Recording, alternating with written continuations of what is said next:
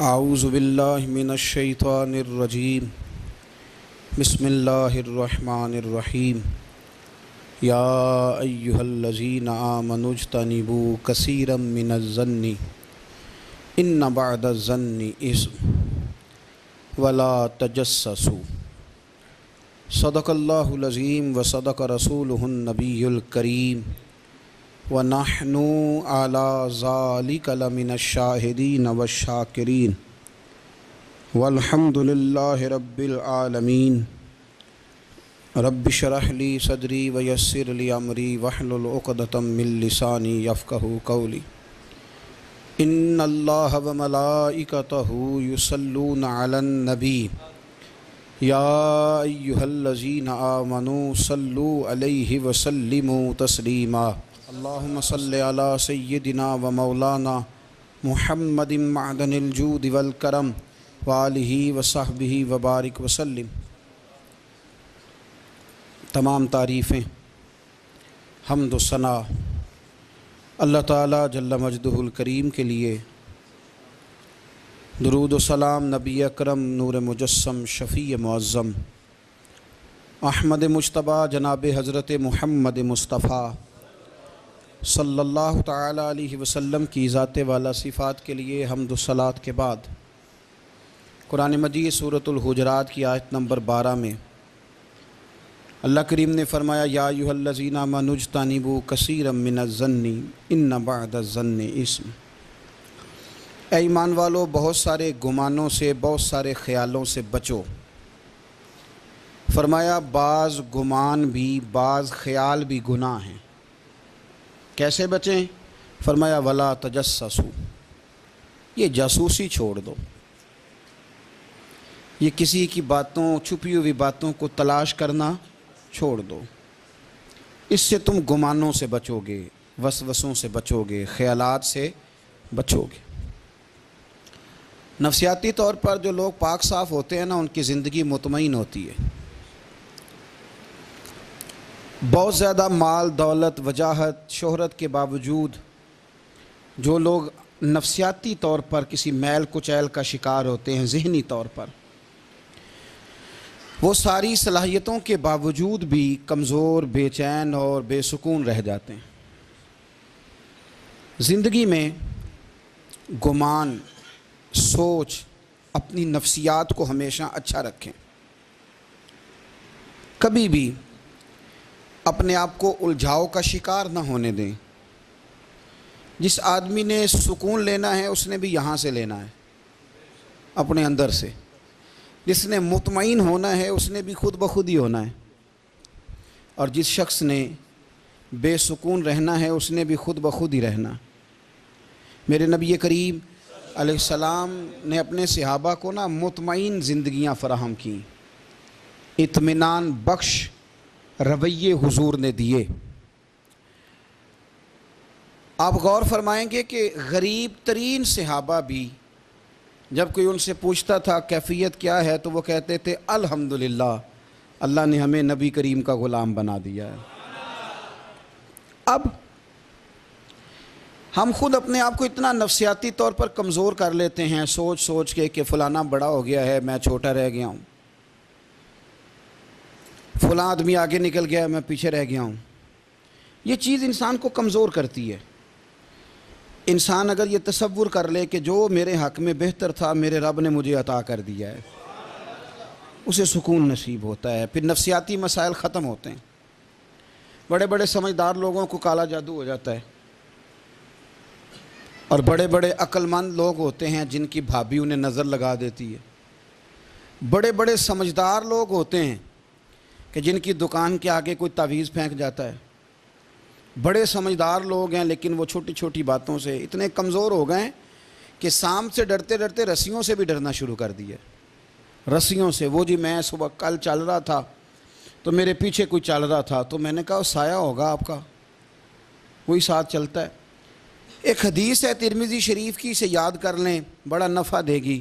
میرے نبی کریم علیہ السلام نے فرمایا اگر ساری دنیا مل کے بھی تیرا نقصان کرنا چاہے تو جب تک رب کی مشیت نہ ہو تیرا نقصان ہو نہیں سکتا۔ ختم ہو گئی بات۔ باہر آ جائیں اس چیز سے.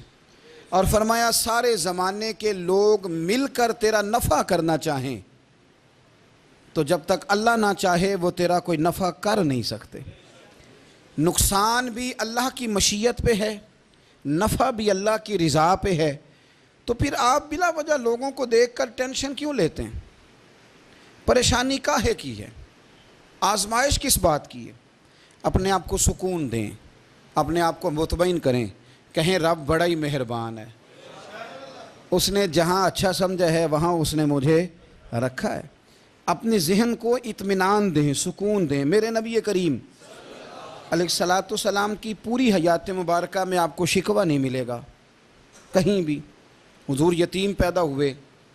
کتنی دفعہ آپ کو کتابوں میں ملتا ہے کہ حضور روئے ہوں کہ میرا باپ ہوتا تو ایسے ہوتا، میری اماں ہوتی تو ایسے ہوتی. ہم روز نہیں روتے. نبی کریم صلی اللہ تعالیٰ علیہ وسلم نے اپنی زندگی ساری آزمائشوں میں گزاری. کہیں آپ کو محسوس ہوتا ہے کہ نبی کریم صلی اللہ علیہ وسلم کسی کے پاس بیٹھے اور فرمایا آؤ میں تمہیں اپنے دکھ سناؤں؟ ہمیں تو مسئلہ بن گیا ہے. ہم لوگوں نے اپنے آپ کو غیر مطمئن بنا لیا ہے. ہم ان ساری چیزوں کی ڈیمانڈ کرتے ہیں جو ہمارے مالک نے مناسب نہیں سمجھی ہمیں دینی. ہمیں اپنے آپ کو مطمئن کرنا چاہیے، سکون میں رکھنا چاہیے.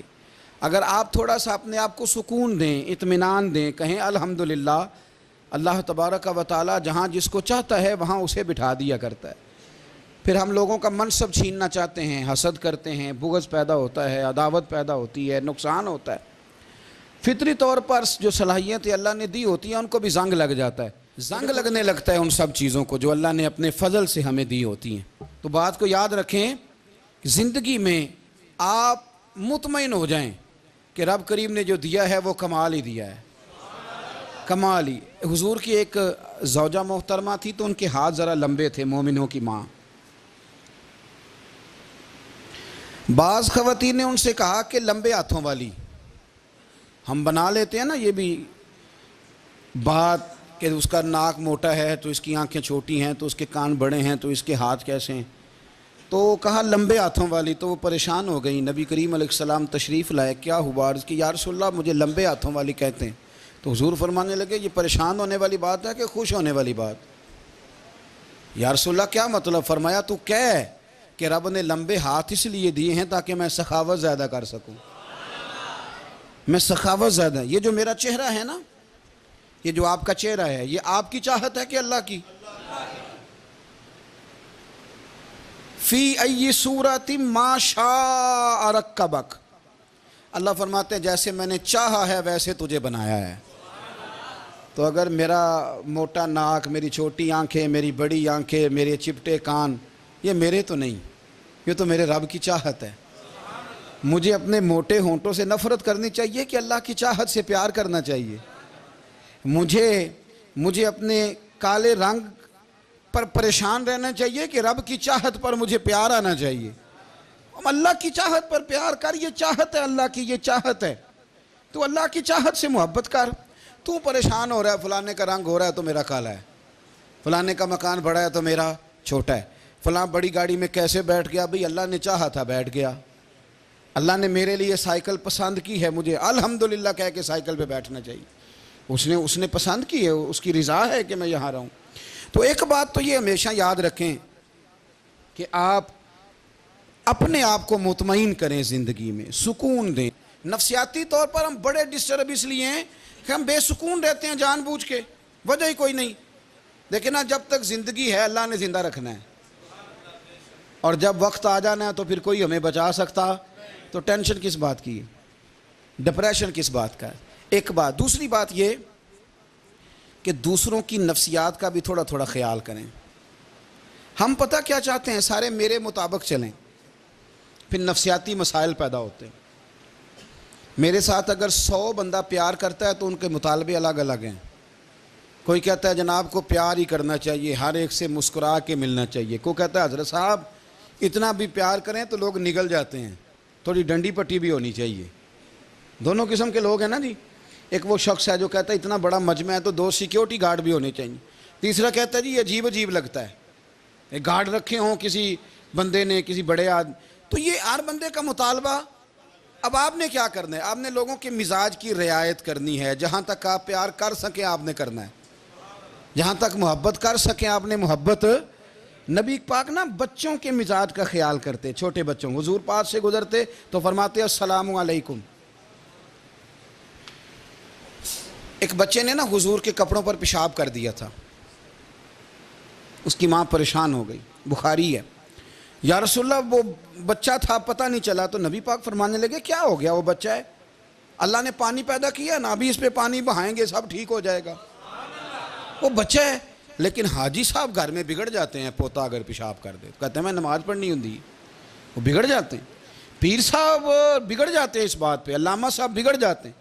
سیٹھ صاحب کہتے ہیں پتہ ہی نہیں بچے نے پیشاب کر دیا ہے. حضور نے فرمایا کہ بچہ بچہ ہوتا ہے, وہ چھوٹا ہے, اس کا ایک مزاج ہے, اس کا ایک مطالبہ ہے. اب آپ یہ کہیں کہ وہ بڑا مجھے پاک صاف سمجھتا ہے تو اس رویے سے میرے ساتھ وہ ملاقات کرے. آپ اس کے مزاج کی رعایت کریں گے. نبی کریم کے غلام کے بیٹے ہیں حضرت اسامہ بن زید. نواسوں کی بات نہیں سنا رہا. زید بن حارثہ حضور کے غلام تھے, ان کے بیٹے ہیں. چھوٹی عمر تھی, ناک بہ رہا تھا. ویسے دادا جی ناک صاف کر دیتے ہیں پوتے کا, ہو سکتا ہے وہ ڈانٹ دیں کہ چل دوڑ جا کتنا گندا ہے, اماں سے کہا تیرا ناک صاف کرے, چل نالائق. نانا بھی کہا چل بھاگ جا. کیونکہ وہ حاجی صاحب نے وضو کرنا ہے, نماز پڑھنی ہے, تو ان کے قریب یہ چیز آ گئی تو بڑا مسئلہ بن جائے گا. نبی کریم صلی اللہ علیہ وسلم نے کہا عائشہ اسامہ کی ناک بہ رہی ہے صاف کر دو. حضرت عائشہ کہتی ہے میں ذرا اٹھی کو کپڑا دیکھ لوں تو حضور جلدی سے اٹھے. ایک روایت تو یہ ہے کہ حضور نے ناک پونچھ دیا, اور دوسری میں کہ نبی پاک قریب پہنچ گئے. جناب عائشہ کہتے ہیں میں نے ہاتھ پکڑ لیا, میں نے کہا حضور کپڑا لینے گئی تھی آ گئی. کہتے ہیں میں نے اپنے ہاتھوں سے ان کی ناک صاف کر دی, ریٹ صاف کر دیا.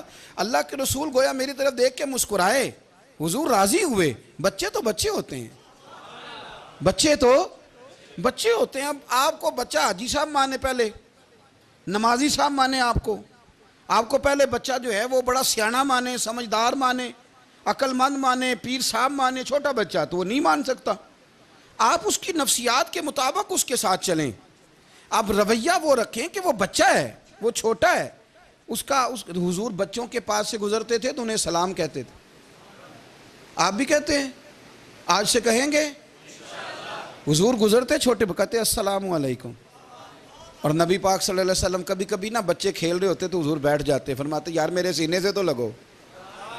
حضور زمین پہ بیٹھ جاتے, بچہ یوں ہاتھ پہ, بچہ دوڑا آتا, حضور کے سینے سے جب لگتا تو نبی پاک گر جاتے اور فرماتے اوئے ہوئے تم نے تو مجھے گرا ہی دیا ہے.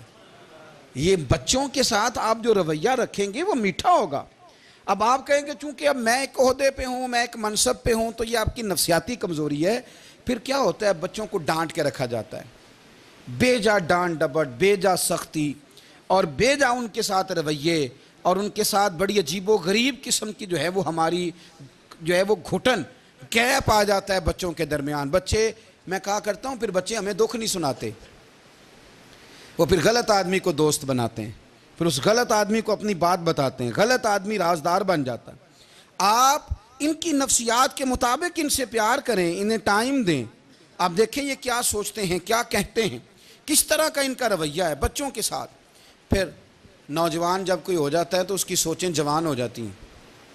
نوجوانوں سے معذرت کے ساتھ نبی پاک علیہ السلام نے نوجوانوں کی حکومت سے پناہ مانگی,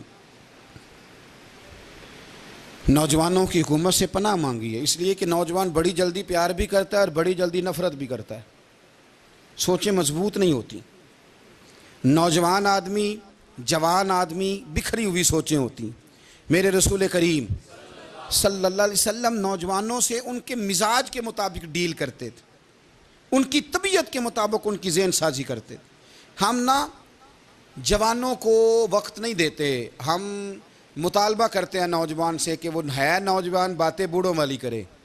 اگر جوانی میں بوڑھوں والی باتیں کرے تو پھر تو شیخ سعدی کہتے ہیں سارے بوڑھے چھوڑ کے اس نوجوان کے پاس بیٹھو, اس کے پاس فیض زیادہ ہے. اگر ایسا ہو جائے, کیونکہ در جوانی توبہ کردن شیوائے پیغمبری, یہ تو اچھی بات ہے. لیکن میرے عزیز اگر ایسا نہ ہو, ایسا ممکن نہ ہو, تو پھر نوجوان کو آپ اس کی طبیعت کے مطابق ڈیل کریں. آپ اس کی سوچ دیکھیں, اس کا رویہ دیکھیں, اس سے پیار کریں. نبی کریم علیہ السلام کے پاس ایک نوجوان داخل ہوا، اندر داخل ہوتے ہی اس نے فٹافٹ ایک بات کر دی، کہنے لگا یا رسول اللہ مجھے زنا کی اجازت دے دیں، میرے جذبات بہت بھٹک گئے، میں روک نہیں سکتا۔ ہمارے ہاں ہمارے گھر میں کوئی فون کرے تو ہم غیرت مند بن جاتے ہیں، میری غیرت کو گوارا نہیں کہ کوئی میرے گھر میں فون کرے، اور اگر میں کسی کے گھر میں فون کروں تو پھر غیرت کدھر گئی؟ پھر بھی آپ غیرت مند نہیں صاحب، پھر بھی آپ غیرت مند نہیں۔ اگر آپ کسی کے گھر فون کرتے ہیں تو آپ غیرت مند نہیں، تو یاد رکھیں اگر آپ یہ حرکت کر رہے ہیں تو پھر آپ کو بھی تھوڑا احساس ہونا چاہیے نا۔ نبی کریم صلی اللہ تعالیٰ علیہ وسلم سے اس نے کہا مجھے زنا کی اجازت دیں دے، حضور فرمانے لگے آگے آ جاؤ۔ حضرت عمر کہتے ہیں مجھے بڑا غصہ تھا، میرا دل کر رہا تھا اٹھوں اور 2 تھپڑ ماروں اسے، طریقہ ہے بات کرنے کا۔ حضور نے بلایا، پاس بٹھایا، تھپکی دی، فرمایا ایک بات تو بتا، تیرے سوال کا جواب پھر دیتا ہوں، ایک بات تو بتا یا رسول اللہ صلی اللہ تعالی وسلم۔ ارشاد فرمائیے، حضور فرمانے لگے تو پسند کرتا ہے کہ تیری بہن کے ساتھ کوئی زنا کرے؟ پسند کرتا ہے تو کہ تیری بہن کے ساتھ کوئی زنا کرے؟ کہنے لگا حضور میں بات بھی سننا پسند نہیں کرتا۔ تیری بیٹی کے ساتھ؟ کہنے لگا حضور زبان اس کی کھینچ لوں گا جو یہ بات کرے گا۔ کہا تیری ماں، تیری پھوپھی، خالہ کا؟ حضور خبردار کسی بندے کو میں اجازت نہیں دوں گا۔ تو رسول کریم فرمانے لگے جس سے تو زنا کی اجازت مانگ رہا ہے وہ بھی تو کسی کی بہن ہے نا، وہ بھی تو کسی کی بیٹی ہے۔ جو غیرت، جو حمیت تجھے اپنے گھر کے بارے میں آتی ہے وہ دوسرے کے بارے میں کیوں نہیں آتی؟ جب نبی کریم نے اس نوجوان کو اس کے مزاج کے مطابق سمجھایا تو اس کی آنکھوں میں آنسو آ گئے، عرض کرنے لگا یا رسول اللہ صلی اللہ تعالیٰ علیہ وسلم، حضور زنا کی ارادہ تو ایک طرف، آج کے بعد میری زبان پر اس کا نام بھی نہیں آئے گا۔ آپ سامنے والے کی نفسیات کو دیکھیں، آپ اپنے موڈ میں نہ رہیں۔ مجھے بڑی اچھی طرح یاد ہے ایک دفعہ نا مسجد میں ایک بچے نے نا آدھی بازوؤں کی شرٹ پہن کے نماز پڑھی، ایک بابا جی نے ان کو نا منع کیا، کہنے پورا کپڑے پا کے آیا کر، پتہ نہیں تمہیں؟ وہ کہنے لگا، بچہ کہنے لگا نماز ہو جاتی ہے، بازو آپ فولڈ کر کے ایسے کر کے، بڑے بازوؤں فولڈ کر کے پڑھیں گے تو کراہت ہے، لیکن ویسے بھی آدھے بازوؤں والی شرٹ میں نماز ہو جاتی ہے، لیکن اچھا عمل نہیں، اچھا یہی ہے کہ آپ کے بازو پورے ہوں۔ تو بزرگ ان سے کہنے پورے کپڑے پہنو، کہنے لگا بھئی ہو جاتی ہے نماز، میں بھی تھا۔ تو مجھے انہوں نے کہا جی حضرت صاحب بات سننا، میں نے کہا جی حکم۔ کہنے لگے ان کپڑوں میں نماز ہو جاتی ہے؟ میں نے کہا جی ہو جاتی ہے۔ کہندے لگتا ہے منڈا چودھریاں دا ہے، منڈا لگتا ہے چودھریاں دا ہے۔ فٹافٹ اسی وقت انہی پیروں پہ میں کہا جی ہے واقعی چودھریاں دا بچہ، لیکن مسئلہ یہ ہے کہ دین چودھری کے لیے بھی وہی ہے اور غریب کے لیے بھی۔ تو آپ اس بچے بیچارے کو اندر آنے تو دیں، اس کو مسجد میں داخل ہونے دیں، انشاءاللہ کپڑے بھی ٹھیک پہن کے آ ہی جائے گا۔ لیکن ہم نے تو ذہن بنا لیا ہے کہ ہم نے اپنی مرضی کے مطابق لوگوں کو قابو کرنا ہے۔ ہم لوگوں کی ذہن کے مطابق اترنے کو تیار نہیں، بس سارے میرے مطابق چلیں۔ یہ تو بات کو پیشوا کرے گا، مقتدا کرے گا، وہ بھی سمجھائے گا۔ رسول کریم علیہ الصلاۃ والسلام لوگوں کو جبرن نہیں جھکاتے تھے، حضور دلائل دیتے تھے۔ نوجوان بچوں کو موقع دیں، انہیں سمجھائیں، انہیں قائل کریں، ان سے پیار کریں، ان کی نفسیات کو سمجھیں، اس کے مطابق ان کے ساتھ آپ ڈیل کریں، پھر آگے بڑھیں۔ عورتوں کے بارے میں میرے نبی کریم علیہ السلام نے بڑی نصیحت فرمائی ہے۔ محبوب کریم فرمانے لگے عورت ٹیڑھی پسلی سے پیدا کی گئی ہے، سیدھا کرنا چاہو گے ٹوٹ جائے گی، یہ جیسی ہے اس کے ساتھ ویسے ہی گزارا کرو، اس کی نفسیات کو سمجھ جاؤ۔ عورت تھوڑا سا چاہتی ہے کہ وہ کھانا پکائے تو اس کی تعریف کر دی جائے، تو بھئی کھڑی ہے صبح سے برتی خانے میں، 2 لفظ بولنے میں کوئی حرج ہے؟ اور اگر کبھی نمک زیادہ ہو بھی جائے تو کیا خیال ہے بیوی جان بوجھ کے زیادہ ڈالتی ہے؟ اس کا شوق ہے کہ اس کی انسلٹ ہو؟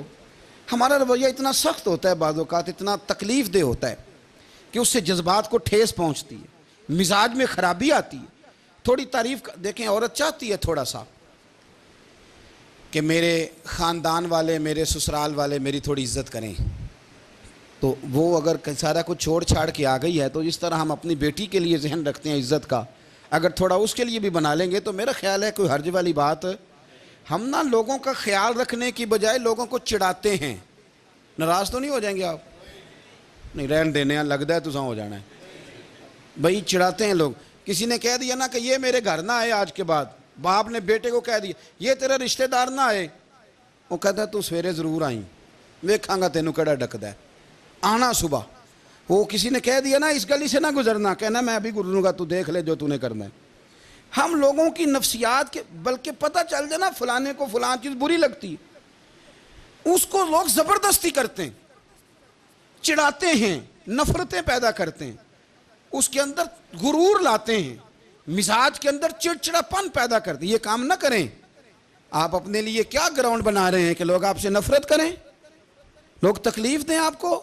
یہ نوجوان بچے کسی نے ہارن دے دیا گاڑی کا، تو آپ اس نے گاڑی پیچھے کرنی نہیں، وہ ماں بدولت کو ہارن بجا دیا ہے. یہ مہذب قوموں کا یہ رویہ نہیں ہوتا.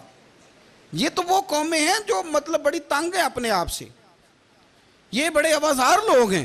ٹھنڈے رہیں، میٹھے رہیں، پیار کریں، دوسروں کے جذبات کا احساس کریں. نبی کریم صلی اللہ تعالیٰ علیہ وسلم نے ایک دن حضرت عائشہ صدیقہ سے کہا عائشہ تیرے ساتھ ایک بات نہ کروں، حضور کریں. فرمایا جب تو ناراض ہوتی ہے تب بھی مجھے پتہ چل جاتا ہے، اور جب تو راضی ہوتی ہے تب بھی مجھے خبر ہو جاتی ہے. اتنا دھیان رکھتے ہیں خاوند گھر میں کہ اب اس کی پوزیشن کیا ہے اور اب یہ کیا سوچتی ہے اور کس بات پہ اس کو جو ہے وہ ناراضگی ہوتی ہے. مجھے جب تو راضی ہوتی ہے تب بھی پتہ ہوتا ہے ناراض. تو حضرت عائشہ کہتی ہے نہیں حضور ایسی تو بات ہی کوئی نہیں، آپ بتائیں. تو حضور فرمانے لگے جب میں کسی اور زوجہ کے پاس تھوڑا وقت گزار لیتا ہوں زیادہ، اور جب میں آتا ہوں تو ناراض ہوتی ہے. یا رسول اللہ آپ کو کیسے پتا؟ فرمایا بتاؤں؟ حضور بتائیں. فرمایا اس وقت جب تو قسم اٹھاتی ہے تو کہتی ہے لا و رب ابراہیم، مجھے ابراہیم کے رب کی قسم.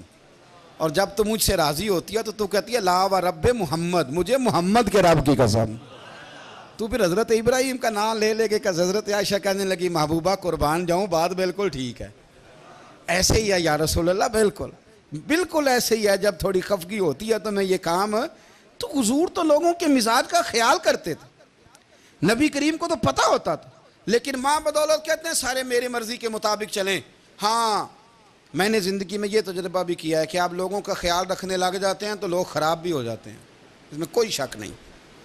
وہ سمجھتے ہیں شاید میری ضرورت بڑی ہے. نہ یہ بات نہیں بھائی، بات کچھ اور ہے. حضور رحمت اللہ للعالمین ہے نا، تو کافر ہے یا منافق ہے، حضور کی تو ڈیوٹی ہے پیار کرنا. لیکن کافر کو تو چاہیے نا کلمہ پڑھے، منافق کو تو چاہیے نا مومن بنے.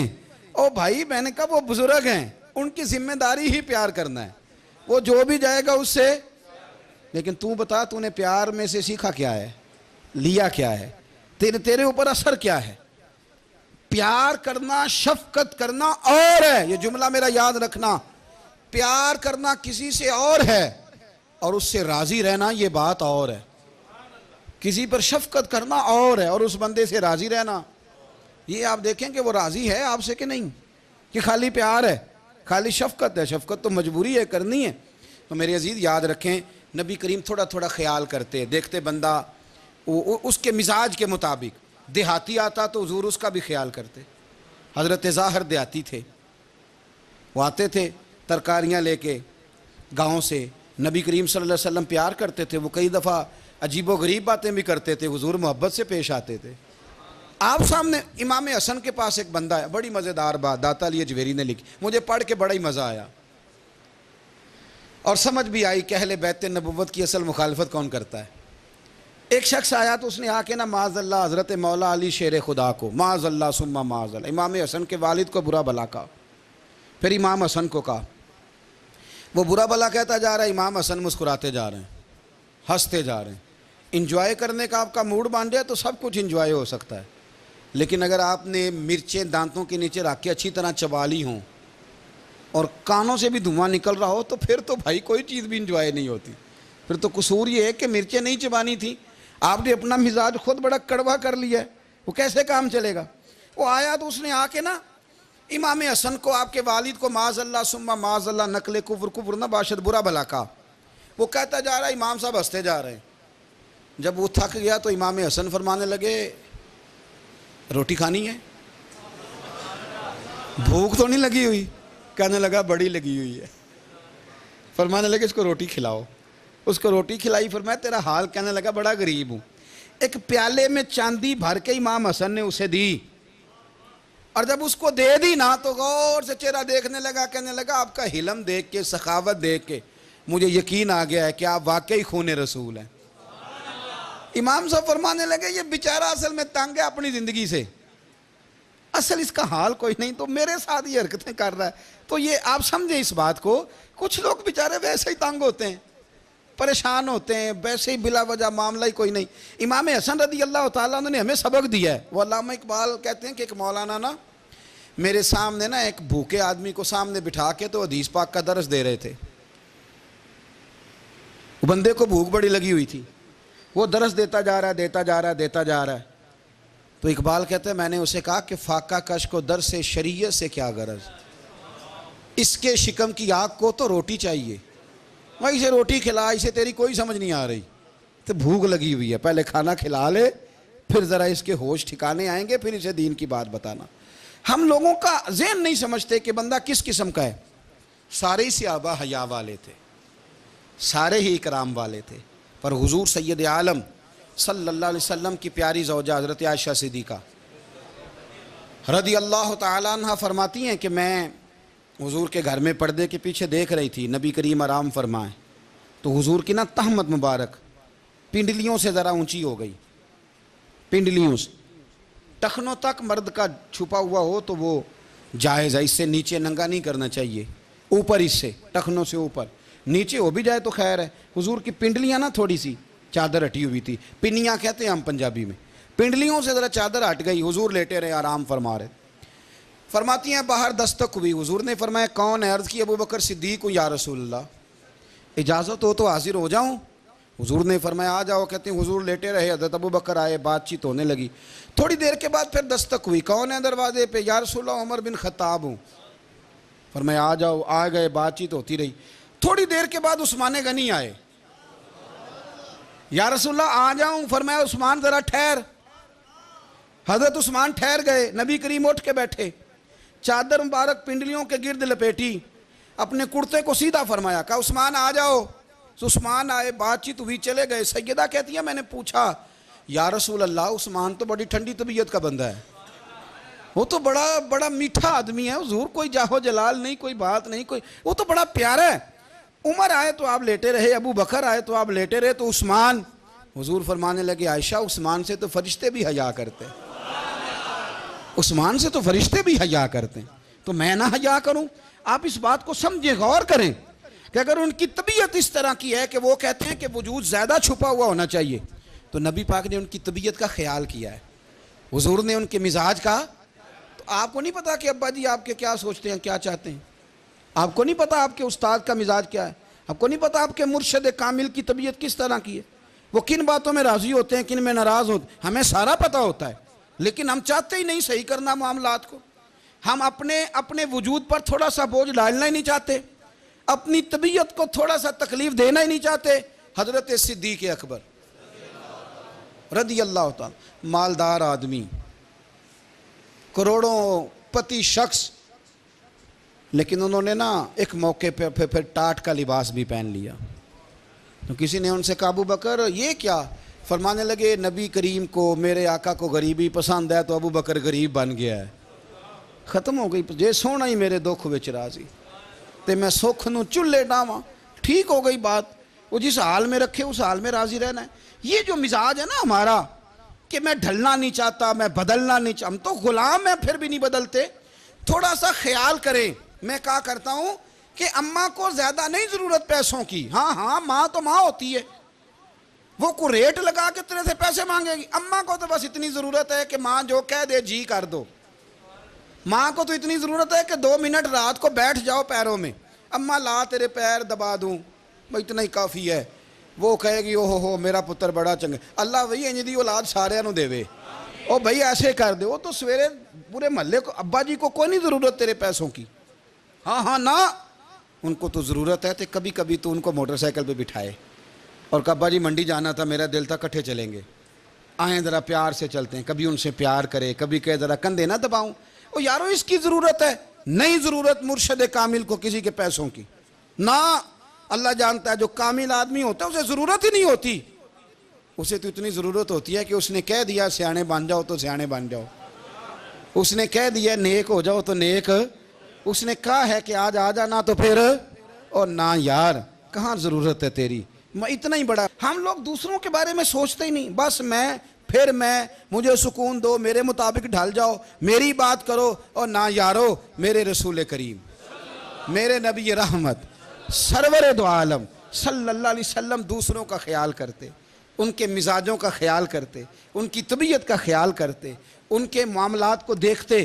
میرے رسول پاک علیہ السلام تو دیکھتے کون شخص کس طرح کا ہے، کس رویے کا ہے، کس انداز کا ہے، اس کو اس کے مطابق عزت دیتے، وقار دیتے، نواز دیتے، اس شخص کا اس طرح کا اکرام کرتے